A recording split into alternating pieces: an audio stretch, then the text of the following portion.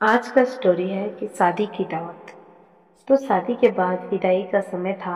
नेहा अपनी माँ से मिलने के बाद अपने पिता से लिपट कर रो रही थी। वहां मौजूद सब लोगों की आंखें नम थी। नेहा ने घूंघट निकाला हुआ था। वह अपनी छोटी बहन के साथ सगाई गई गाड़ी के नजदीक आ गई थी। दूल्हा अविनाश अपने खास मित्र विकास के साथ बातें कर रहा था। विकास और अभिनव सबसे पहले घर पहुंचते ही होटल अमृत बाग चलकर बढ़िया खाना खाएंगे। यहाँ तेरे ससुराल में खाने का मजा नहीं आया। तभी पास में खड़ा अविनाश का छोटा भाई राकेश बोला, हाँ यार, पनीर कुछ ठीक नहीं था और इस रसमलाई में रस ही नहीं था। और वह ही करके जोर जोर से हंसने लगा। अविनाश भी पीछे नहीं रहा। अरे हम लोग अमृत बाग चलेंगे, जो खाना है खा लेना। मुझे भी यहाँ खाने में मजा नहीं आया। रोटियां भी गर्म नहीं थी। अपने पति के मुंह से यह सब सुनते ही नेहा, जो घूंघट में गाड़ी में बैठने जा रही थी, वापस मुड़ी वापस मुड़ी और गाड़ी की फाटक को जोर से बंद किया। घूंघट हटाकर अपने पापा के पास पहुंची। अपने पापा का हाथ अपने हाथ में लिया। मैं ससुराल नहीं जा रही पिताजी, मुझे यह शादी मंजूर नहीं है, यह कहने लगी। यह शब्द उसने इतने जोर से कहे कि सब लोग हक्के बक्के रह गए। सब नजदीक आ गए। नेहा के ससुराल वालों पर तो जैसे पहाड़ सा टूट गया। मामला क्या था यह किसी की समझ में नहीं आ रहा था। तभी नेहा के ससुर राधे श्याम जी ने आगे बढ़कर नेहा से पूछा, लेकिन बात क्या है बहू? शादी हो गई है, विदाई का समय है, अचानक क्या हुआ कि तुम शादी को नामंजूर कर रही हो? अविनाश की तो मानो दुनिया डुलने जा रही थी। वह भी नेहा के पास आ गया। अविनाश के दोस्त सब भी आ गए। सब लोग जानना चाहते थे कि आखिर इन वक्त पर क्या हुआ कि दुल्हन ससुराल जाने से मना कर रही है। नेहा ने अपने पति दया शंकर जी का हाथ पकड़ रखा था। नेहा ने अपने ससुर से कहा, बाबूजी, मेरे माता पिता ने अपने सपनों को मारकर हम बहनों को पढ़ाया लिखाया और काबिल बनाया है। आप जानते हैं कि एक बाप के लिए बेटी क्या मायने रखती है। आप और आपका बेटा नहीं जान सकते क्योंकि आपकी कोई बेटी नहीं है। नेहा रोती हुई बोली जा रही थी कि आप जानते हैं, मेरी शादी के लिए और शादी में बारातियों की स्वागत में कोई कमी ना रह जाए, इसलिए मेरे पिताजी पिछले 1 साल से रात 2 से 3 बजे तक जाकर मेरी माँ के साथ योजना बनाते हैं। खाना में क्या बनेगा, रसोईया कौन होगा। पिछले 1 साल में मेरी बहन ने और मेरी माँ ने कोई नई साड़ी नहीं खरीदी क्योंकि मेरी शादी में कोई कमी ना रह जाए। दुनिया को दिखाने के लिए अपनी बहन की साड़ी पहनकर मेरी माँ खड़ी है। मेरे पिताजी की इस 150 रुपये की नई शर्ट के पीछे बनियान में 100 छेद होंगे। मेरे माता पिता ने कितने सपनों को मारा होगा, ना अच्छा खाया है ना पिया है। बस एक ही ख्वाहिश थी कि मेरी बेटी की शादी में कोई कमी ना रह जाए। और आपके बेटे को रोटी ठंडी लगी, उनके दोस्तों को पनीर में गड़बड़ लगी और मेरे देवर को रसमलाई में रस ही नहीं मिला। इनका खिलखिलाकर हंसना मेरे पिता के अपमान को ठेस पहुंचाने का समान है। नेहा हाँफ रही थी।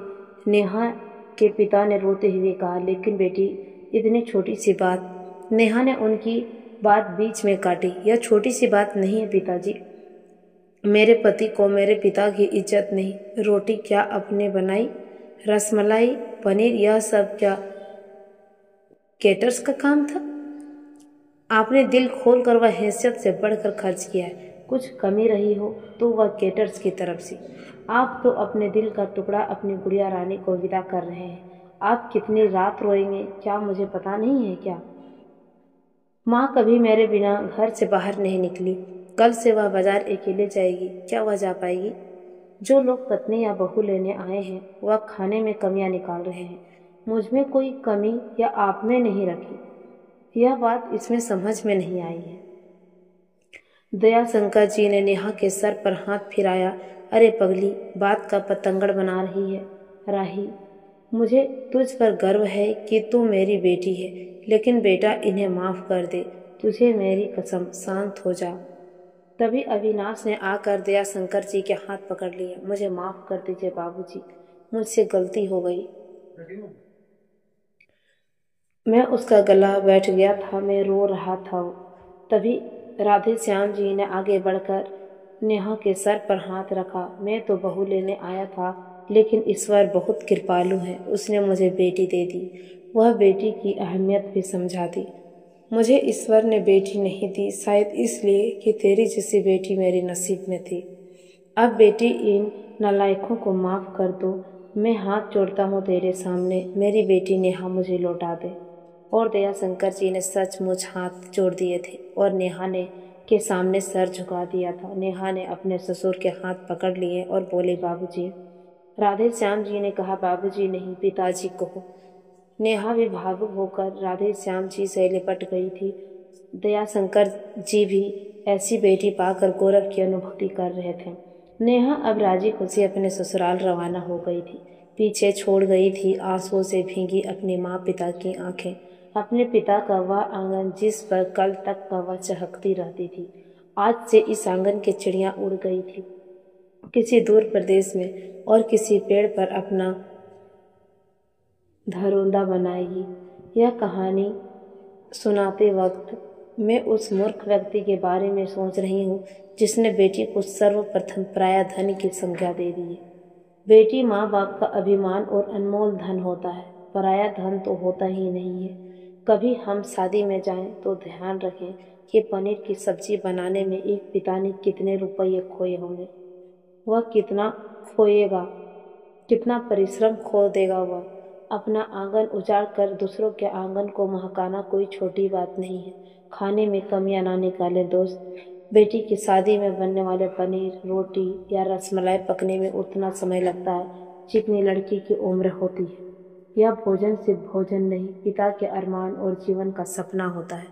बेटी की शादी में बनने वाले पकवानों में स्वाद कहीं सपनों के कुचलने के बाद आता है, वह उन्हें पकने में सालों लग जाते हैं। बेटे की शादी में खाने की कदर करें। मैं उम्मीद करती हूँ दोस्तों कि आपको एक छोटी सी स्टोरी बहुत बड़ी सीख तो दी होगी, और हम आपसे हाथ जोड़कर निवेदन करते हैं कि जो भी इस कहानी को सुनने के बाद शादी में अटेंड करें तो प्लीज़ खाना को उतना ही लें जितना आप खाएंगे। खाना को ले करके वेस्ट नहीं करेंगे, क्योंकि लड़की के पिता को कितने रुपये गंवाने पड़ते हैं, कितने खुशियाँ गंवानी पड़ती है, कहना मुश्किल है। हाँ, लड़कों के शादी में भी नहीं करना चाहिए, क्योंकि लड़की भी जो पैसे आप फिर टेंट में खाने में जो पैसे खर्च करते हैं वे लड़की की बाप की कमाई हुई पैसे रहते हैं, ना कि अपना। मैं उम्मीद करती हूँ कि आपको छोटी सी स्टोरी बहुत बड़ी सीखती होगी। तो हम आपसे फिर मिलेंगे एक ऐसी ही मोटिवेशनल स्टोरी के साथ। तब तक की जुटे।